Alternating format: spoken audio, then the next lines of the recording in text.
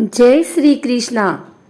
आइए सुनते हैं आज गुरुवार के दिन भगवान विष्णु और माँ लक्ष्मी की यह कथा। यदि कोई व्यक्ति अपने जीवन में धन का वास चाहता है तो हमेशा ही माँ लक्ष्मी के साथ भगवान विष्णु की आराधना अवश्य करे। इन दोनों का रिश्ता काफी शुद्ध व सर्वश्रेष्ठ माना जाता है। परंतु ऐसा क्या हुआ था जो लक्ष्मी जी के कारण भगवान विष्णु की आंखें भर आई।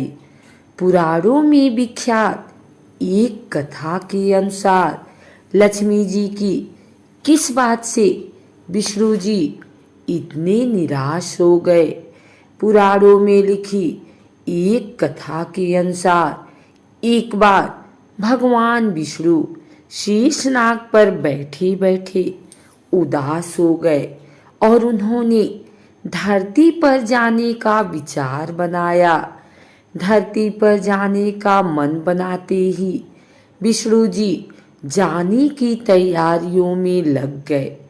अपने स्वामी को तैयार होता देखकर लक्ष्मी माँ ने उनसे पूछा, स्वामी आप कहाँ जाने की तैयारी में लगे हैं। जिसके उत्तर में विष्णु जी ने कहा, हे लक्ष्मी मैं धरती लोक पर घूमने जा रहा हूँ। यह सुन माँ लक्ष्मी जी का भी धरती पर जाने का मन हुआ और उन्होंने श्री हरि से इसकी आज्ञा मांगी। माँ लक्ष्मी द्वारा प्रार्थना करने पर भगवान विष्णु बोले, तुम मेरे साथ चल सकती हो, लेकिन एक शर्त पर तुम धरती पर पहुंचकर उत्तर दिशा की ओर बिल्कुल मत देखना, तभी मैं तुम्हें अपने साथ लेकर जाऊंगा। यह सुनते ही माता लक्ष्मी ने हाँ कह दिया और विष्णु जी के साथ धरती लोक जाने के लिए तैयार हो गई। माँ लक्ष्मी और भगवान विष्णु सुबह सुबह धरती पर पहुंच गए। जब वे पहुंचे तब अभी सूर्य देवता उदय हुए ही थे। रात्रि में बरसात हुई थी, जिस कारण चारों ओर हरियाली ही हरियाली थी। धरती बेहद सुंदर दिख रही थी, जिसके फलस्वरूप माँ लक्ष्मी मंत्र मुग्ध होकर धरती के चारों ओर देख रही थी और भूल गई कि पति को क्या वचन देकर आई हैं। अपनी नजर घुमाते हुए उन्होंने कब उत्तर दिशा की ओर देखा उन्हें पता ही नहीं चला। मन ही मन मुग्ध हुई माँ लक्ष्मी जी ने जब उत्तर दिशा की ओर देखा तो उन्हें एक सुंदर बगीचा नजर आया। उस ओर से भीनी भीनी खुशबू आ रही थी।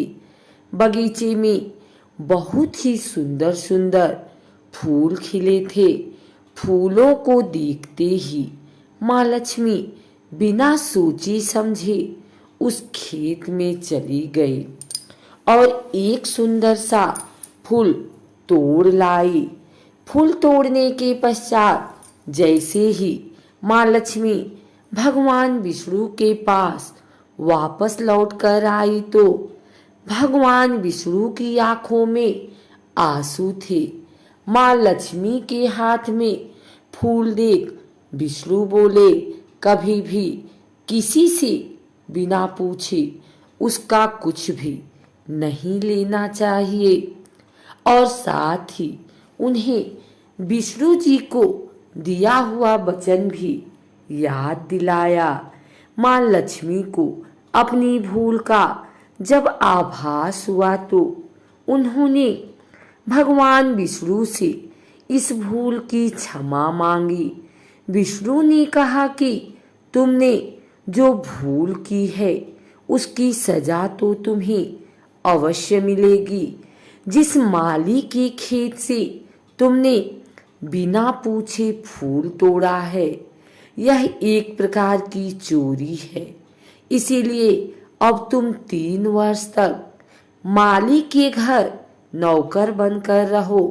उसके बाद मैं तुम्हें वैकुंठ में वापस बुलाऊंगा। भगवान विष्णु का आदेश माँ लक्ष्मी ने चुपचाप सर झुकाकर मान लिया। जिसके बाद माँ लक्ष्मी ने एक गरीब औरत का रूप धारण किया और उस खेत के मालिक के घर गई। माधव नाम के उस माली का एक झोपड़ा था, जहां माधव की पत्नी, 2 बेटे और 3 बेटियां रहते थे। माँ लक्ष्मी जब एक साधारण औरत बनकर माधव के झोपड़े पर गई तो माधव ने पूछा, बहन तुम कौन हो? तब माँ लक्ष्मी ने कहा, मैं एक गरीब औरत हूँ, मेरी देखभाल करने वाला कोई नहीं। मैंने कई दिनों से खाना भी नहीं खाया। मुझे कोई भी काम दे दो, मैं तुम्हारे घर का काम कर दूंगी और इसके बदले में आप मुझे अपने घर के एक कोने में आसरा दे दो। माधव बहुत ही अच्छे दिल का मालिक था। उसे दया आ गई, लेकिन उसने कहा, बहन मैं तो बहुत ही गरीब हूँ। मेरी कमाई से मेरे घर का खर्च काफी कठिनाई से चलता है, लेकिन अगर मेरी 3 की जगह 4 बेटियां होती तो भी मुझे गुजारा करना था। अगर तुम मेरी बेटी बनकर जैसा रूखा सूखा हम खाते हैं उसमें खुश रह सकती हो तो बेटी अंदर आ जाओ। माधव ने माँ लक्ष्मी को अपने झोपड़े में शरण दी और माँ लक्ष्मी 3 साल उस माधव के घर पर नौकरानी बनकर रही। कथा के अनुसार कहा जाता है कि जिस दिन माँ लक्ष्मी माधव के घर आई थी, उसके दूसरे ही दिन माधव को फूलों से इतनी आमदनी हुई कि शाम को उसने एक गाय खरीद ली। फिर धीरे धीरे माधव ने जमीन खरीद ली और सबने अच्छे अच्छे कपड़े भी बनवा लिए।